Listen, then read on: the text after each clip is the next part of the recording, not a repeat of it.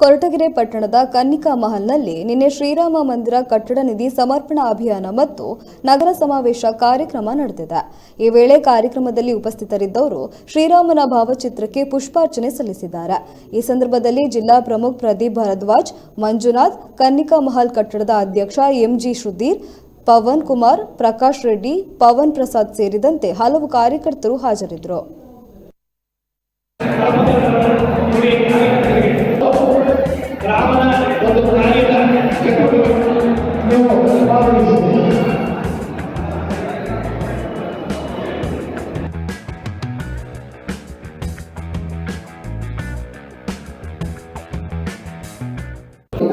ಖಂಡಿತ ನಾವು ರಾಮನ ಜಪವನ್ನು ಮಾಡ್ತೇವೆ, ಆದರೆ ರಾಮನ ಅನುಗ್ರಹ ಸಿಗಬೇಕು ಅಂತಂದ್ರೆ ಖಂಡಿತ ಈ ಸಾಗರದಂತಹ ರಾಮ ಮಂದಿರ ನಿರ್ಮಾಣದ ಅಭಿಯಾನದ ಹರಿಯಾಗಿ ತಗೊಂಡ್ರೆ ಖಂಡಿತ ನಮ್ಮೆಲ್ಲರ ಬದುಕಿಗೆ ಬರುವ ಮುಂದಿನ ಪೀಳಿಗೆಗೆ ನಾನು ಸಹ ರಾಮ ಮಂದಿರ ನಿರ್ಮಾಣದಲ್ಲಿ ನನ್ನ ಮನೆಯೂ ಒಂದು ಪಾಲ್ಗೊಂಡಿತ್ತು, ನನ್ನ ಮನಸ್ಸು ಒಂದು ಪಾಲ್ಗೊಂಡಿತ್ತು, ನನ್ನ ಕೈ ಪಾಲ್ಗೊಂಡಿತ್ತು, ನನ್ನ ಹಣವೂ ಪಾಲ್ಗೊಂಡಿತ್ತು ಅನ್ನುವ ವಿಚಾರವನ್ನು ತಿಳಿಸಿದಾಗ ಖಂಡಿತ ನಿಮ್ಮ ಮುಂದಿನ ಪೀಳಿಗೆಯ ಮಕ್ಕಳಿಗೆ ಒಂದು ರೀತಿಯ ಶೈವ ರೀತಿಯ ಭಾವ ಬರುತ್ತೆ.